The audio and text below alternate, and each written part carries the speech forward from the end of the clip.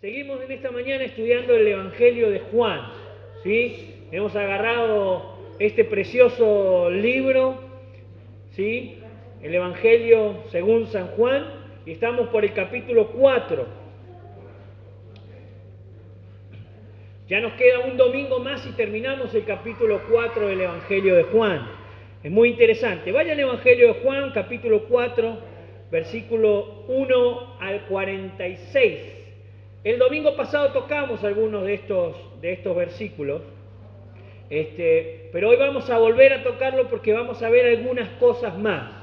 Si usted recuerda, el domingo pasado hablamos sobre el agua viva que es la palabra de Dios. Si usted no vino el domingo pasado, quiere volver a escucharlo, ese mensaje está subido a YouTube, ¿sí? Busque ahí en YouTube, Pastor Gustavo Prieto, está todos los mensajes, por lo menos de los últimos meses y medio, están todos grabados. También ahí está el mensaje del jueves en la reunión de oración, ya está también ahí en YouTube. Para el que no vino, véalo, se llama oración efectiva. Oración efectiva, cómo orar efectivamente, ¿sí? Para que el Señor responda.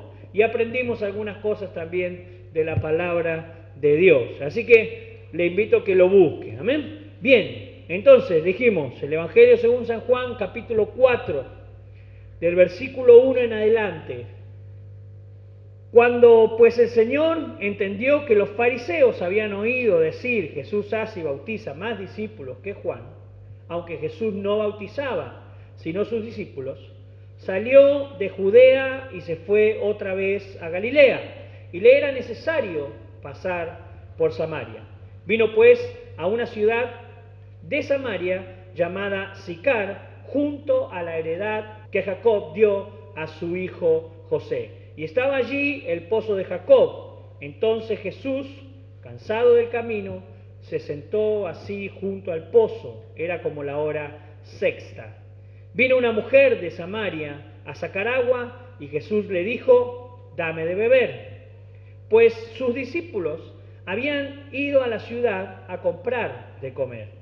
La mujer samaritana le dijo, ¿cómo tú siendo judío me dices a mí, dame de beber, que soy mujer samaritana? Porque judíos y samaritanos no se tratan entre sí. Respondió Jesús y le dijo, si conocieres el don de Dios, ¿y quién es el que te dice, dame de beber? Tú le pedirías y él te dará agua viva. La mujer le dijo, Señor, no tienes con qué sacarla y el pozo es hondo. ¿De dónde pues tienes el agua viva? ¿Acaso eres tú mayor que nuestro padre Jacob, que nos dio este pozo del cual bebieron él, sus hijos y sus ganados? Respondió Jesús y le dijo, cualquiera que bebiere de esta agua volverá a tener sed. Mas el que bebiere del agua que yo le daré no tendrá sed jamás, sino que el agua que yo le daré será en él una fuente de agua que salte para vida eterna. La mujer le dijo, Señor, dame de esa agua para que no tenga yo sed, ni venga aquí a sacarla. Jesús le dijo, ve, llama a tu marido y ven acá. Respondió la mujer y dijo, no tengo marido. Jesús le dijo, bien has dicho, no tengo marido, porque 5 maridos has tenido, y el que ahora tienes no es tu marido. Esto has dicho con verdad. Versículo 19, le dijo la mujer, Señor, me parece que tú eres profeta. Nuestros padres adoraron en este monte y vosotros decís que en Jerusalén es el lugar donde se debe adorar. Versículo 21, Jesús le dijo, mujer, créeme que la hora viene cuando ni en este monte ni en Jerusalén adoraréis al Padre. Vosotros adoráis lo que no sabéis. Nosotros adoramos lo que sabemos, porque la salvación viene de los judíos. Mas la hora viene y ahora es cuando los verdaderos adoradores adorarán al Padre en espíritu y en verdad, porque también el Padre, tales adoradores, busca que le adoren. Dios es espíritu, y los que le adoran en espíritu y en verdad es necesario que adoren. Versículo 25, le dijo la mujer, sé que ha de venir el Mesías llamado el Cristo. Cuando Él venga nos declarará todas las cosas. Jesús le dijo, yo soy el que habla contigo. En esto vinieron sus discípulos. ¿Se acuerdan? Empezamos leyendo y decía, se habían ido a comprar algo para comer. En esto llegaron los discípulos y se maravillaban de que hablaba con una mujer. Sin embargo, ninguno dijo, ¿qué preguntas o qué hablas con ella? Entonces la mujer dejó su cántaro y fue a la ciudad y dijo a los hombres, venid, ved a un hombre que me ha dicho todo cuanto he hecho. ¿No será este el Cristo? 30. Entonces salieron de la ciudad y vinieron a él. Entre tanto los discípulos le rogaban diciendo, Rabí, come. ¿Se acuerdan? Habían ido a comprar de comer. Él les dijo, yo tengo una comida que comer que vosotros no sabéis. Entonces los discípulos decían unos a otros, ¿le habrá traído alguien de comer? Jesús le dijo, mi comida es que haga la voluntad del que me envió y que acabe su obra. ¿No decís vosotros, aún falta 4 meses para que llegue la siega? He aquí, os digo, alzad vuestros ojos y mirad los campos, porque ya están blancos para la siega. Y el que siega recibe salario y recoge fruto para vida eterna, para que el que siembra goce juntamente con el que siega. Porque en esto es verdadero el dicho, uno es el que siembra y otro es el que cosecha. 38. Yo os he enviado a cegar lo que vosotros no labrasteis. Otros labraron y vosotros habéis entrado en sus labores.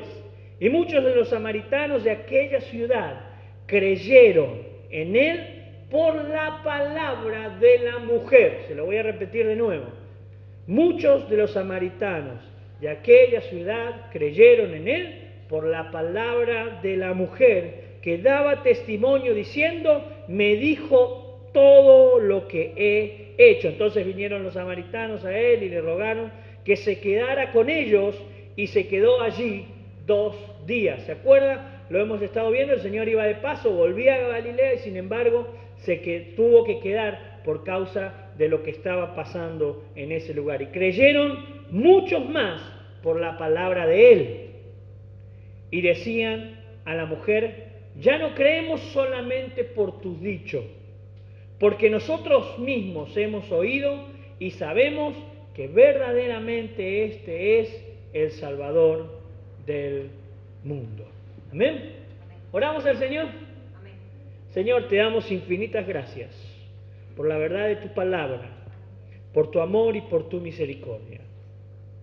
Señor, gracias porque nos has llamado una vez más a escuchar, a leer, a aprender y a regocijarnos en el poder de tu palabra. Que en esta mañana, Señor, no salgamos de la misma manera que hemos entrado, sino que tu Espíritu Santo trabaje en nuestras vidas y en nuestros corazones. Amén y amén. Gloria a Dios para siempre. Amén. El mensaje de esta mañana es la mujer samaritana. Obviamente, aunque tomamos los mismos pasajes que el domingo pasado, hoy quiero referirme pura y exclusivamente a la mujer samaritana, sin antes, no puedo empezar este mensaje sin antes aclarar que samaritana no es su nombre. Quizá para muchos van a decir, sí, pastor, ya sabemos, pero para otros no, y es bueno que el nuevo también lo sepa.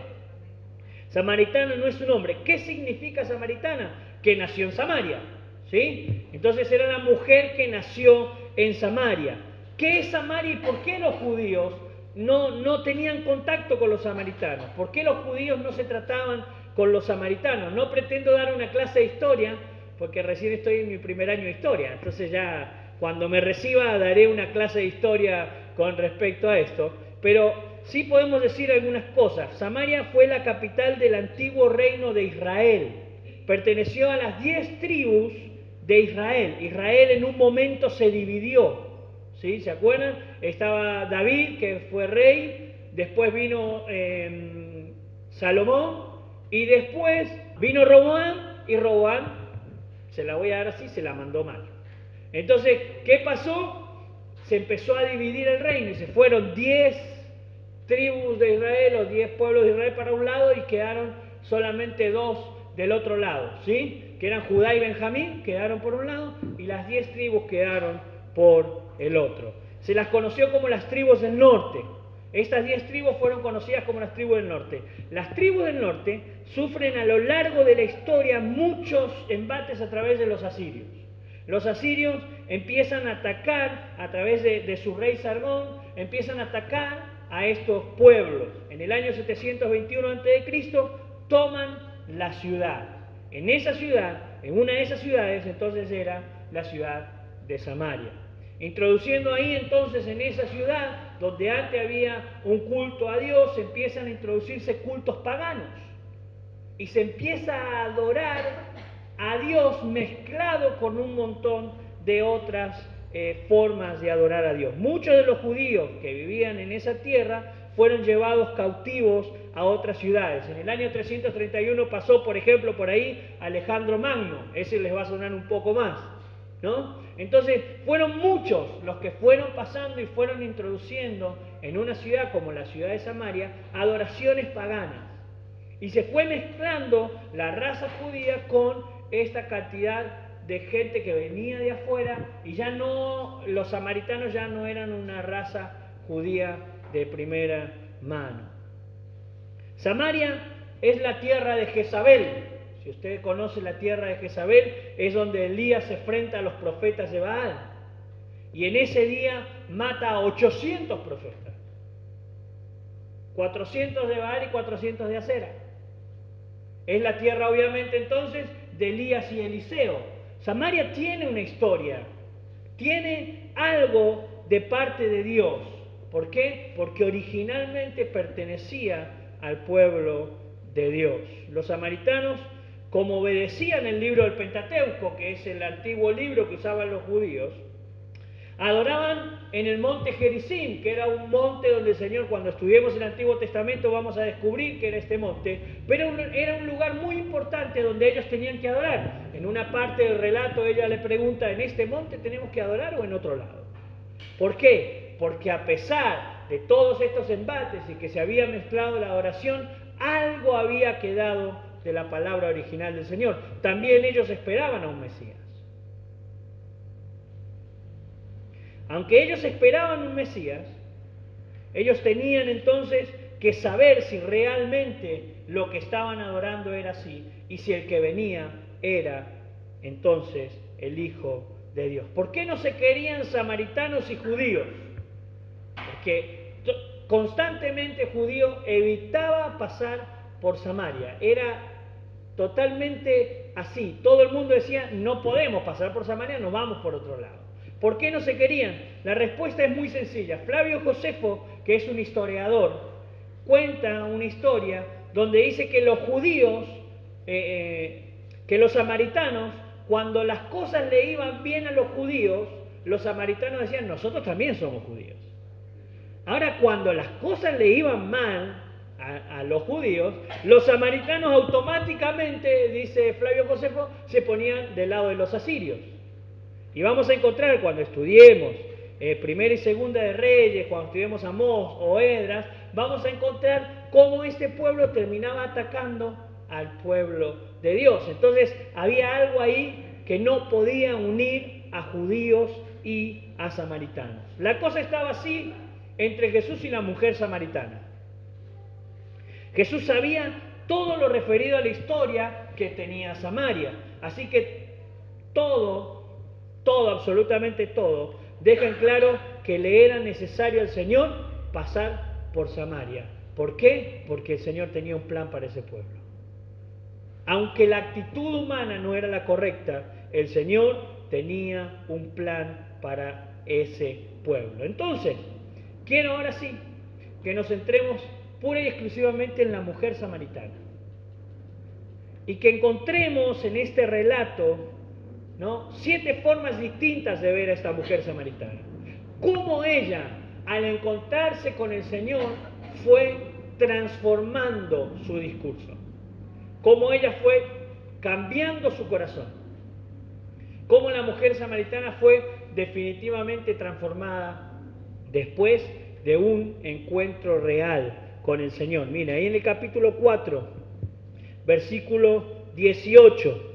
O leamos desde el 17. Respondió la mujer y dijo, no tengo marido. ¿Sí? El Señor le preguntó, llama a tu marido y vení. No tengo marido. Bien has dicho, no tengo marido. Versículo 18, porque 5 maridos has tenido y el que ahora tienes no es tu marido. Esto has dicho con verdad. La primera visión que podemos tener de la mujer samaritana es que es una pecadora que ha sido descubierta. La podemos mirar desde este lado. Lo primero que pasó con la mujer cuando se encuentra con el Señor es que su pecado queda al descubierto. Cuando vamos al encuentro de Cristo, amada iglesia, lo primero que encontramos enfrente nuestro o frente a nosotros es el pecado que estamos viviendo. Por eso muchos, queriendo esconder su pecado, prefieren no congregarse o no ir a la presencia del Señor. Porque lo primero que encontramos cuando vamos a la presencia del Señor es que ese pecado es expuesto. Pero, diga pero. No, dígalo así, pero. Y eso es muy importante, que haya un pero en esto. Porque siempre va a pasar eso. Yo voy al Señor y lo primero que se expone es mi pecado. Pero esta exposición de mi pecado no es para que yo sea condenado delante de Dios. Porque yo ya soy condenado por solo hecho de pecar. Así no me encuentre nunca con el Señor, la condena de muerte para mi vida eternamente ya está hecha por causa del pecado. Porque no es Dios quien me condena pecado, sino que es el pecado mismo el que me lleva a la muerte eterna. Cuando nosotros venimos al Señor, este pecado es expuesto porque el Señor Jesús quiere librarnos de esta maldición en nuestras vidas. Lo bueno en este relato sobre Jesús y la mujer samaritana es que Jesús sabía dónde encontrar a la mujer. Me es necesario pasar por Samaria. Me es necesario pasar por Samaria porque ellos han desviado su forma de adorar. Y de la misma manera el Señor quiere tratar con nosotros hoy. El Señor sabe dónde encontrarnos. No es casualidad que hoy estemos escuchando esta palabra y este mensaje. El Señor sabía dónde encontrarnos. El Señor sabía quién ponernos en el camino y que diga, vení a escuchar lo que Dios quiere para tu vida.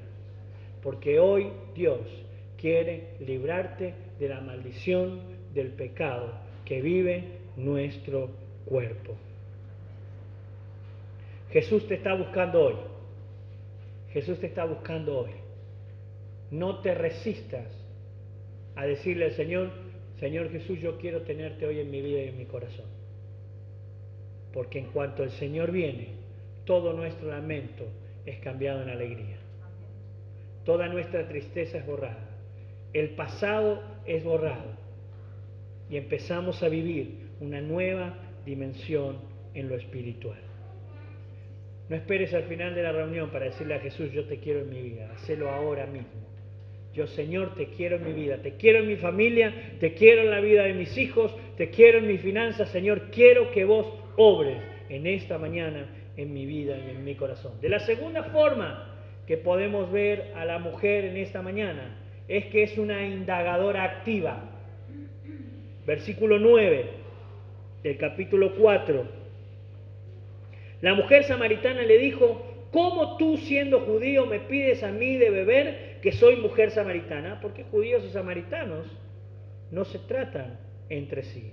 Tan pronto como se encuentra con Jesús, su curiosidad se despierta. ¿Cómo vos me hablas a mí? ¿Por qué vos me buscás a mí? ¿Por qué Dios nos está buscando? Cuando nos encontramos con el Señor y vemos lo que Él es, su sabiduría, su forma de mirarnos, su forma de tratarnos, lo primero que tiene que surgir son preguntas al Señor. ¿Por qué, Señor, me elegís? ¿Qué he merecido yo para que vos me busques? Esta tiene que ser la actitud de la iglesia. De una iglesia que quiere crecer y que quiere conocer al Señor. Preguntarle al Señor y dejarnos que Él nos responda. No preguntarle al Señor con reproches. ¿Por qué siempre a mí? ¿Vos qué haces? No, es ir al Señor, preguntarle para conocer, para saber cómo nosotros tenemos que vivir una vida de milagros. ¿Cómo vivir una vida de milagros? ¿Cómo podemos nosotros, Señor, avanzar en este mundo? Tenemos que hacer preguntas que puedan transformar nuestra vida y que puedan transformarnos en otra persona. Una persona que pueda vivir feliz, una persona que pueda vivir de victoria en victoria, porque su palabra dice que vamos a vivir de victoria en victoria y no de fracaso en fracaso. La promesa del Señor para la iglesia es: van a vivir de gloria en gloria, de victoria en victoria. La pregunta es si estamos viviendo de esa manera. Respóndasela usted solo. Cristo nos está buscando y quiere transformar todo lo que no da fruto en nuestras vidas en bendición. Preguntale hoy al agua viva. Busca en su palabra.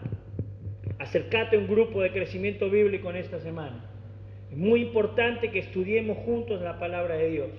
Y entonces conocerás el regalo de Dios para tu vida. No dejes pasar esta oportunidad. Quizás sea la última vez que muchos de nosotros podamos escuchar este mensaje. Acércate hoy al Señor.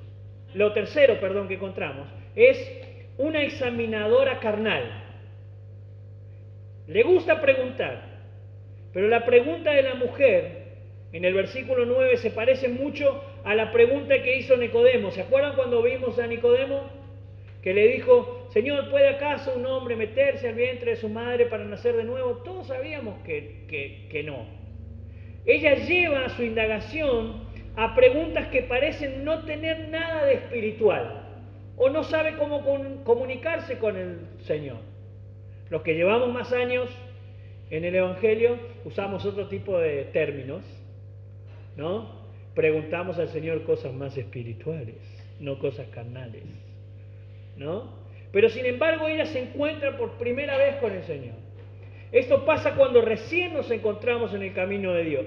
Nuestras primeras preguntas parecen no tomar forma de espiritual, pero, gloria a Dios que existe otro pero no importa cómo preguntes, Jesús siempre va a responder de una manera que nos va a trasladar al mundo espiritual. Jesús trató de llevar a la mujer a la condición del don de Dios que está puesto para su vida. Fíjese, ella le pregunta una cosa en el versículo 9. ¿Cómo tú, siendo judío, me dices a mí? No tenía nada de espiritual esa pregunta. Sin embargo, estaba hablando con el maestro y eso es muy importante. Hágale preguntas al Señor. Y en el versículo 10 respondió Jesús y dijo: si conocieres el don de Dios. Jesús le podría decir: no, mira, flaca, la verdad que... Y puede haberle contestado humanamente. Sin embargo, el Señor transformó esa pregunta. No importa cómo oremos, no importa cómo vayamos, el Señor siempre transforma esa pregunta para enseñarnos algo en lo espiritual. Si conocieres el don de Dios y quién es el que te dice: dame de beber, tú le pedirías y Él te daría agua viva. Lo vimos el domingo pasado, la importancia del agua viva en nuestras vidas.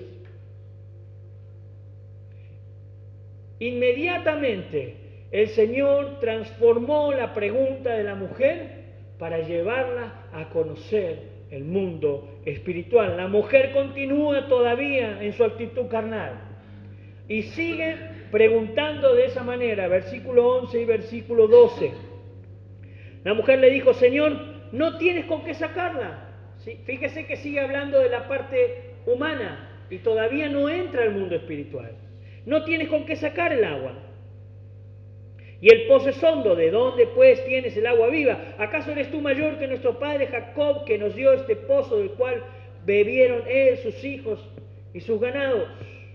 Pero Jesús inmediatamente la vuelve su respuesta, vuelve a traerla al mundo espiritual. Versículo 13 y versículo 14. Respondió Jesús y le dijo: cualquiera que bebiere esta agua volverá a tener sed, mas el que bebiere del agua que yo le daré no tendrá sed jamás, sino que el agua que yo le daré será en él una fuente de agua que salte para vida eterna. Nunca jamás un ser humano podrá volver o entender el mundo espiritual si no hay un milagro de la gracia de Dios en su vida.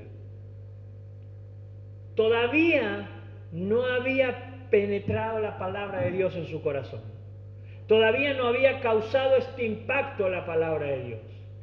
Pero sin embargo esta mujer sabía que tenía que seguir ahí, permanecer ahí y seguir preguntándole a él porque algo le iba a revelar. Pero todavía se sigue moviendo en el mundo carnal. 1 Corintios 2:14 dice, el hombre natural, el que no conoce al Señor, no percibe las cosas que son del Espíritu de Dios, porque para él son locura y no las puede entender porque se han de discernir en lo espiritual. Todavía no había transformado su corazón al mundo espiritual, por eso podemos encontrarla en el punto 4 de otra manera.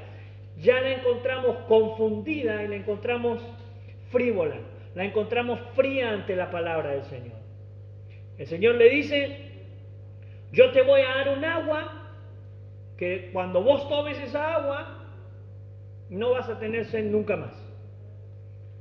Y ella, aturdida por esta situación, confundida, reacciona de una manera fría y ahora que conoce que él puede darle algo especial, toma una actitud de ya está, dame de esa agua.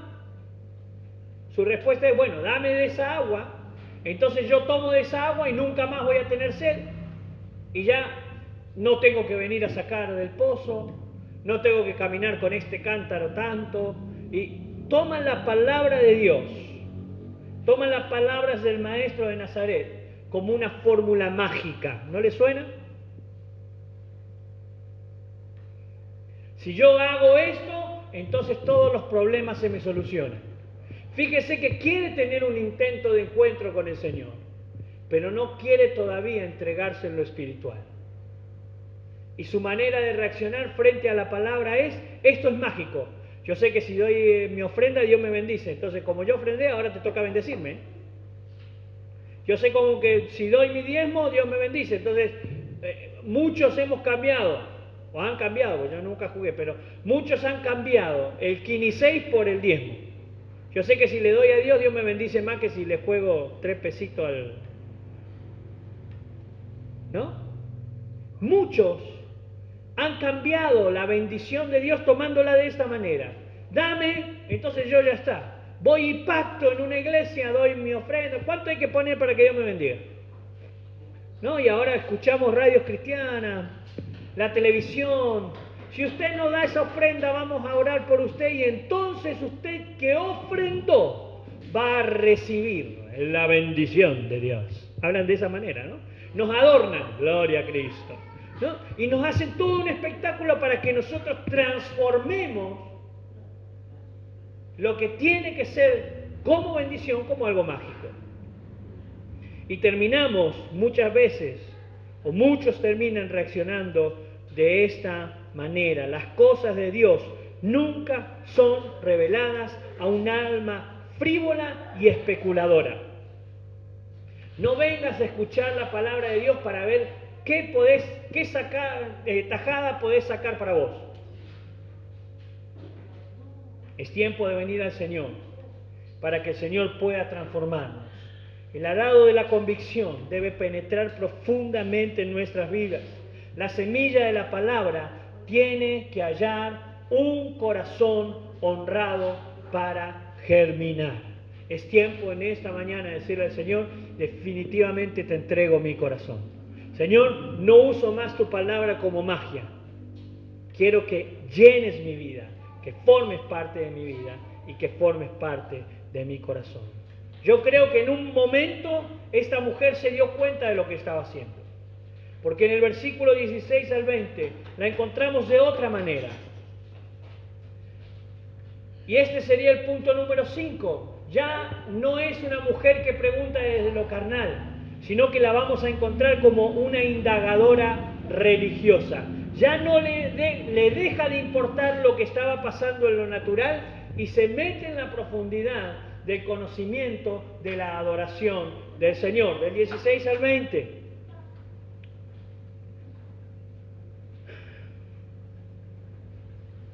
Jesús le dijo, ve, llama a tu marido y ven acá. Respondió la mujer y dijo, no tengo marido. Bien has dicho, no tengo marido, porque 5 maridos has tenido. Versículo 19, le dijo la mujer, Señor, me parece que tú eres profeta. Entendió por fin que había algo más que lo natural para su vida. Y esto lo vamos a ver en los grupos de crecimiento bíblico.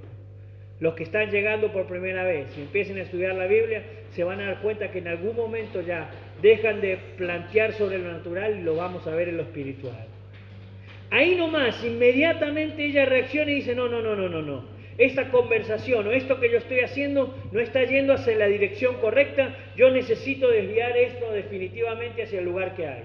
Señor, me parece que eres profeta.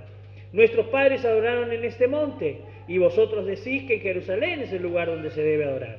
Está hablando del monte Gerizim. Jesús le dijo, mujer, créeme que la hora viene cuando ni en este monte ni en ningún otro van a adorar al Padre. Inmediatamente la conversación toma otro rumbo. La soberbia de la mujer llevó a Jesús a tener que revelar todo lo que estaba haciendo mal. Constantemente ella quería quedarse en el plano natural. Entonces el Señor le dijo, mira, esto, 5 maridos has tenido, esto te ha pasado. El Señor empezó a revelar para poder entonces entrar en su corazón. Cuando ella vio que Jesús sabía cada cosa de su vida, aún sin que ella le conociera, su actitud cambió totalmente. Decidió rendirse por completo a aquel que quiere reconfortarla en lo espiritual. Entonces es conducida a la confesión que hace en el versículo 16, Señor, definitivamente creo que eres profeta. Hoy te invito a que no te resistas más al llamado del Señor. Te invito a que hoy tomes la decisión de vivir en la vida espiritual. De esta manera frívola quizás en la que estás tomando la palabra del Señor, el Señor nunca va a poder prosperar tu camino definitivamente. Si seguís buscando de maneras frívolas, de maneras mágicas la palabra del Señor, pues entonces nunca vas a crecer en lo espiritual. En el versículo 20 ella hace la pregunta definitiva, ¿dónde debo adorar? Y esa tiene que ser la pregunta tuya hoy. ¿Dónde debo adorar? ¿Cómo debo adorar? ¿Cómo puedo ser justificado delante de ti? ¿Qué debo hacer, Señor, para ser salvo? En esta mañana la actitud de la iglesia tiene que ser una iglesia que quiera vivir una vida espiritual, constante. Señor, si tengo mucho, si tengo poco, ya no me importa. Si tengo sed o no tengo sed, ya no me importa.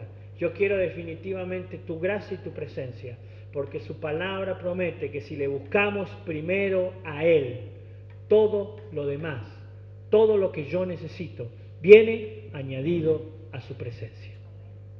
Es tiempo de buscar al Señor. Es tiempo de creerle a esta palabra. De la sexta forma y penúltima, ya estoy terminando, que encontramos a esta mujer, entonces sí ahora la encontramos como una oyente activa. Ya no se preocupa por ella, ahora está esperando escucharlo al Señor. Ahora que se ha convencido de que necesita de Él, comienza a descubrir cosas del mundo espiritual que hasta entonces habían estado ocultas para una persona que no había venido a beber del agua viva, que es la palabra de Dios.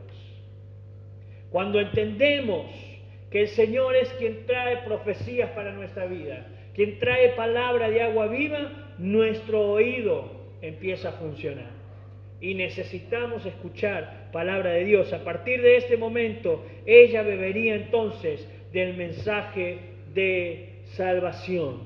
La hora viene y ahora es, mi hijita, donde los verdaderos adoradores adorarán al Padre, en espíritu y en verdad, porque también el Padre, tales adoradores, busca que le adoren. Dios es espíritu, no es carnal. Y los que le adoran deben buscarle en lo espiritual. y luego quizá haya recompensa en lo carnal, porque viene añadido a él. Pero la adoración tiene que ser guiada en lo espiritual. Esta fue una nueva revelación para ella y fue el golpe de muerte a todos sus prejuicios, a todas sus pretensiones de justicia propia y de sectarismo en el que se había metido. Seguramente ella, como parte de Samaria y de todo el pueblo de Samaria, había mezclado su adoración, pero ahora había encontrado la verdad de la palabra del Señor. Este encuentro también fue para ella una nueva puerta de esperanza al saber que el Mesías podía definitivamente encontrarla. Ella le dijo: cuando Él venga, nos descubrirá todas estas cosas. Y recibió una de las palabras más preciosas. No a muchos el Señor le dijo lo que le dijo a esta mujer. El Señor le dijo: yo soy el Mesías, el que habla contigo. Cuando estudien la palabra se va a dar cuenta que Él no lo decía mucho. Sin embargo, el que quiere escuchar palabra de Dios, Dios le revela absolutamente todos sus secretos. Su palabra dice que Dios no va a hacer nada, absolutamente nada, si antes no se lo revela a sus profetas, a aquellos que quieren buscarle en lo espiritual. ¿Querés que Dios sobre?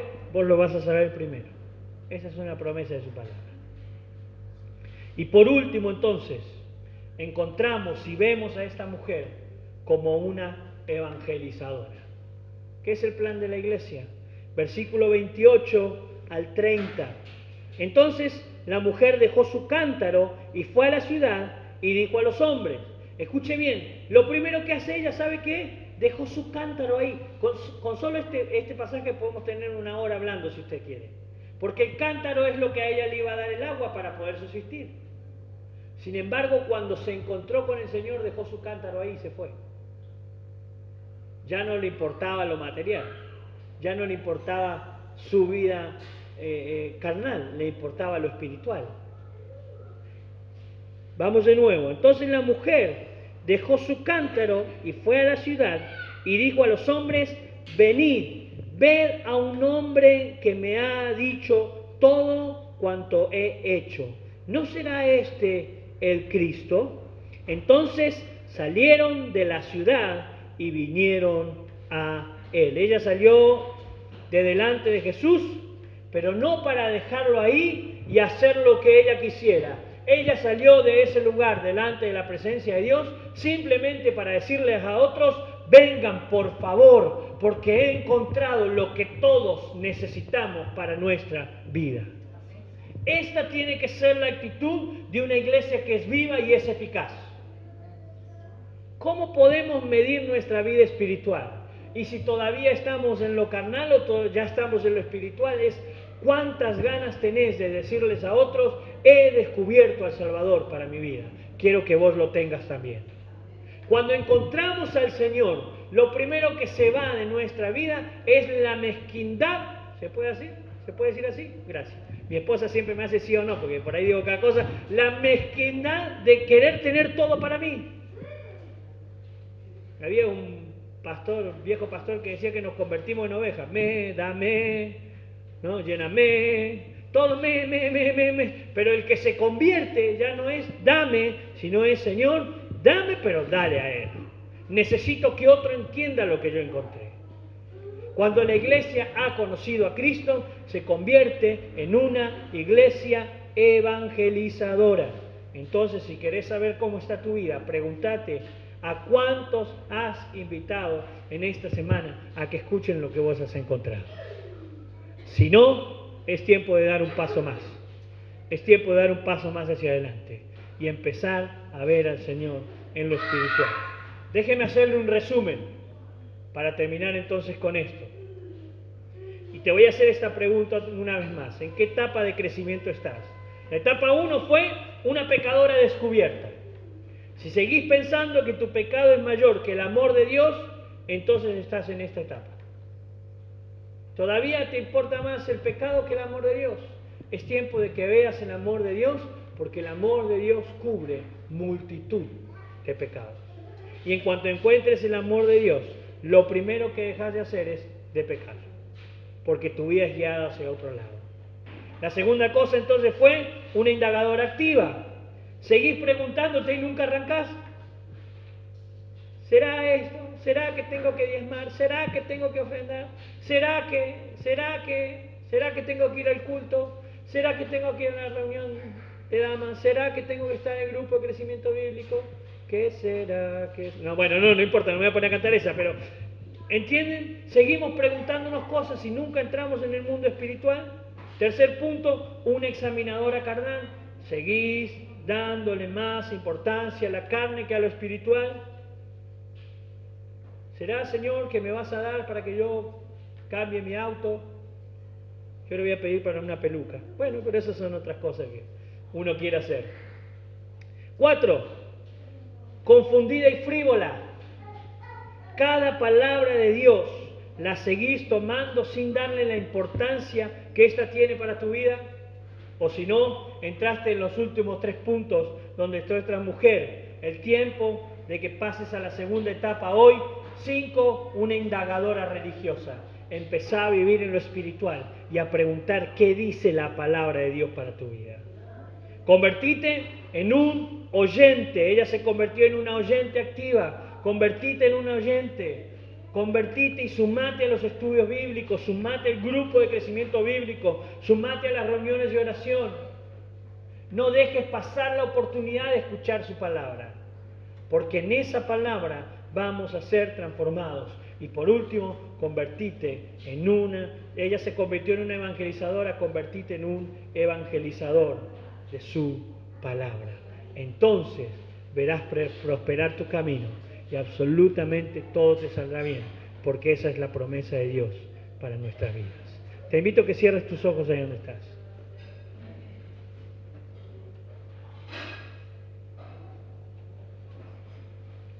Espero que en esta mañana el Señor haya tocado una fibra de tu corazón. No es la palabra del pastor la que te transforma, es el Espíritu Santo diciéndote: ¿viste en este punto donde te pegué un poquito más fuerte? Dice el Espíritu Santo: eso es lo que quiero tomar en esta mañana y eso es lo que quiero cambiar. Quiero llevarte, iglesia, a un nuevo nivel espiritual. No te quedes como un oyente frívolo, sé un oyente activo de las palabras del Señor.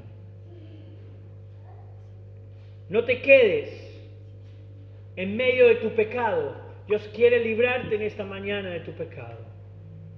No sé cuál es el pecado que quizás estés viviendo, pero Dios dice: yo puedo hacerte libre en esta mañana, porque quiero que me conozcas desde otro lugar. Ven a llenarlo